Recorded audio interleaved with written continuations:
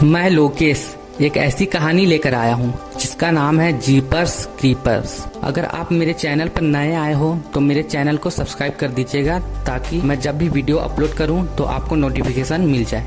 यह एक ऐसे हैवान की कहानी है जो 23 सालों में 23 दिनों के लिए जागता है और जब वह जागता है तो आसपास ऐसी तबाही मचाता है जिसे लोग कभी नहीं भूल पाते। कहानी की शुरुआत में यह दिखाया जाता है कि एक बिली नाम का बच्चा अपने खेत में स्केयर क्रो बांध रहा होता है। स्केयर क्रो उसे कहते हैं जो पक्षियों को डराने के लिए पुतला लगाया जाता है।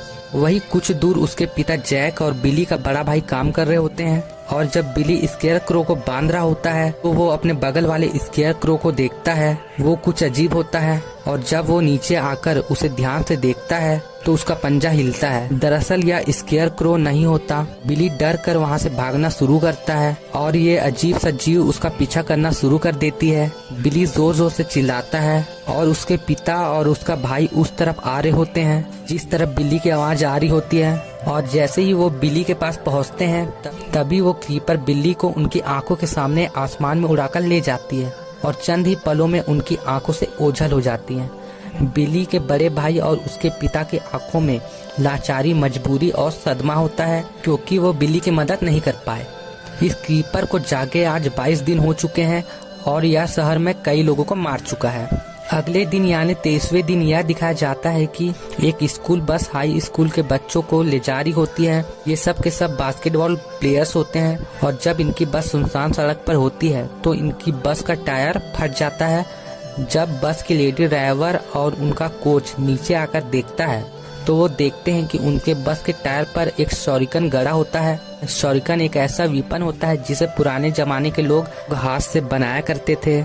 इसके चारों तरफ नुकीले पंजे होते हैं और जब वे इस शॉरिकन को गौर से देख रहे होते हैं तो उस शॉरिकन के बीचों बीच एक दांत होता है। इन्हें कुछ समझ नहीं आता कि यह किसने किया और यह शॉरिकन इनके टायर पर कैसे आया। वे उस शॉरिकन को निकालते हैं और बस के अंदर आ जाते हैं।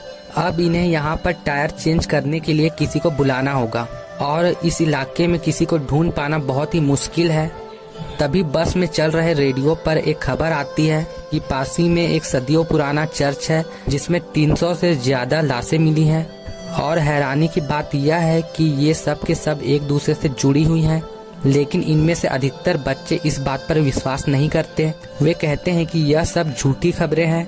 अब इनकी जो लेडी बस ड्राइवर होती है वो रेडियो पर यह बोलती है कि हम नेशनल हाईवे 9 पर फंसे हुए हैं, हमें मदद की जरूरत है। लेकिन जब बहुत देर तक वहां पर कोई नहीं आता तो ये एक ही टायर में बस को चलाना शुरू कर देते हैं।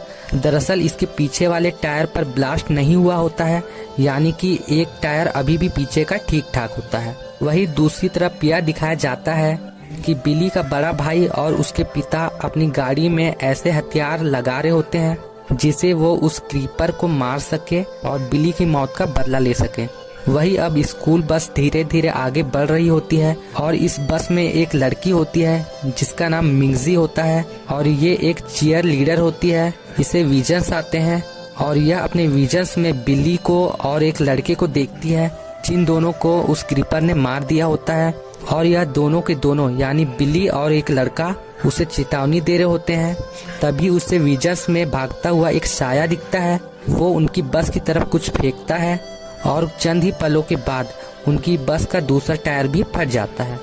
लेकिन यह विजन्स में नहीं होता बल्कि सच में उनकी बस का टायर फट चुका है। और जब लेडी ड्राइवर नीचे आती है और बस के टायर को देखती हैं क्योंकि उस पर एक ठीक वैसा ही शॉरिकन गड़ा होता है जैसा कि पहले वाले टायर पर गड़ा हुआ था और अब उसके दिल में डर बैठ जाता है। वो समझ जाती है कि कोई उन्हें रोक रहा है और वो सब बच्चों को बस के अंदर जाने के लिए कहती है ताकि कोई हादसा ना हो जाए। अब यहाँ पर एक गाड़ी आती है जिसके अंदर एक कपल बैठा होता है। उनका कोच उनके पास जाता है और वो कहता है कि हमारी गाड़ी के दोनों टायर फट चुके हैं और अब ये गाड़ी हिल भी नहीं सकती। सहायता केंद्र को आप प्लीज इन्फॉर्म कर दे। वो कहते हैं ठीक है, हम ऐसा जरूर करेंगे और वो वहाँ से चले जाते हैं। इनका कोच सड़क पर रोशनी धुआं करने के लिए इमरजेंसी पटाखे जला रहा होता है ताकि किसी को यह धुआं या रोशनी दिख जाए और वो उनकी मदद के लिए यहाँ पर पहुँच जाए।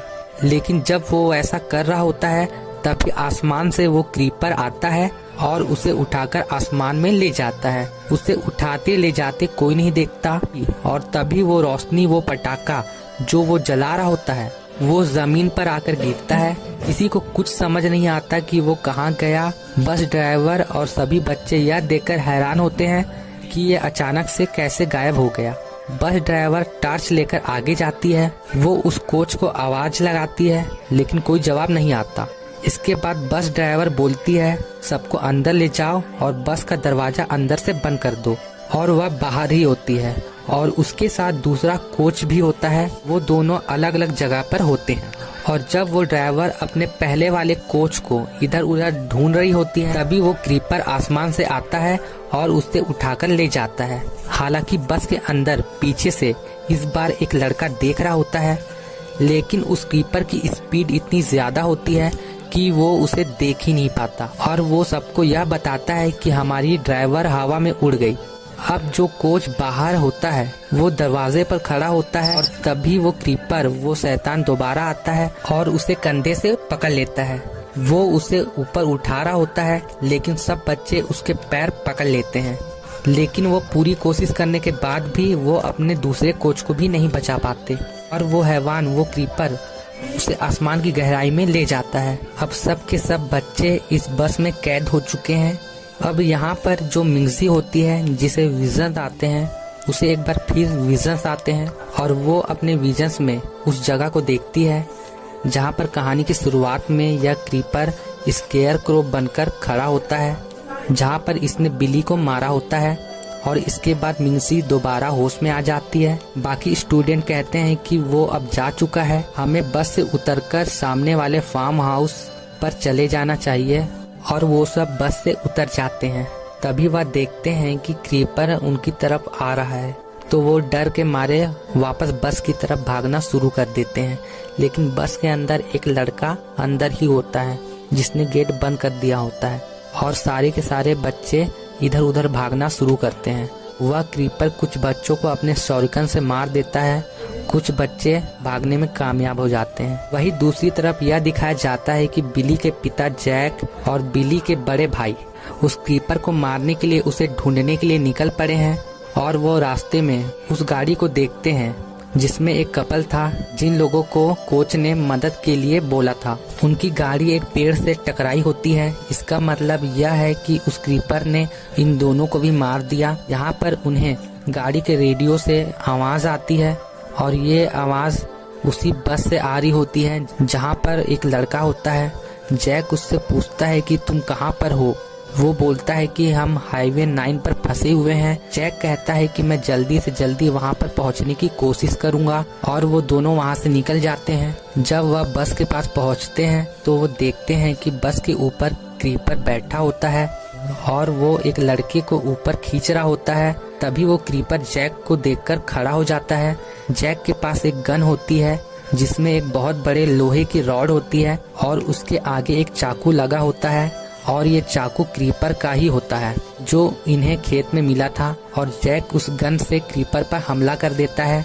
उसमें से एक बहुत बड़ी लोहे की रॉड निकलकर क्रीपर की तरफ बढ़ती है और वो रॉड जिस पर खुद क्रीपर का चाकू लगा होता है वो उसके शरीर के आर पार हो जाता है और वो हवा में उड़ना शुरू कर देता है। लेकिन वो रॉड लोहे की तार से बंधी होती है इसलिए वो भाग नहीं पाता। लेकिन वो क्रीपर उस रॉड को अपने शरीर से अलग कर देता है। वही दूसरी तरफ यह दिखाते हैं कि डबल डी, रुहाल्डा और लिजी ये तीनों घास पर बैठे होते हैं। तभी उन्हें वो गाड़ी दिखती है जिसमें एक कपल थे और यह तीनों उस गाड़ी को स्टार्ट करते हैं और तभी वो क्रीपर, वो क्रीचर उनके पास आना स्टार्ट कर देता है और मजबूरी में डबल डी को पीछे बैठना होता है। और फिर लिजी चलती गाड़ी से रुहाल्डा को धक्का दे देता है और डबल डी को बोलता है कि नीचे झुक जाओ और डबल डी नीचे झुक जाता है और वो पूरी ब्रेक लगा देता है और ब्रेक लगने के साथ ही वो क्रीपर गाड़ी का शीशा तोड़ते हुए आर पार निकल जाता है और डबल डी और क्रीपर बुरी तरह घायल हो जाते हैं और क्रीपर डबल डी की तरफ भागना शुरू करता है और उसे मारने लगता है। और इससे पहले क्रीपर उसे मारता जैक वहां पहुंच जाता है और एक बार फिर वो अपने उसी हथियार से क्रीपर पर फायर कर देता है और लोहे की रॉड क्रीपर के आर पार हो जाती हैं। जैक उसके पास जाता है और लोहे की रॉड से उस पर कई वार करता है और वो लगातार जैक को देख रहा होता है। इसके बाद उसका पूरा चेहरा स्किन से कवर हो जाता है। मिंगजी बोलती है यह मरा नहीं है, इसका वक्त पूरा हो गया है और यह 23 साल के बाद फिर जागेगा। और इसी के साथ कहानी खत्म हो जाती है।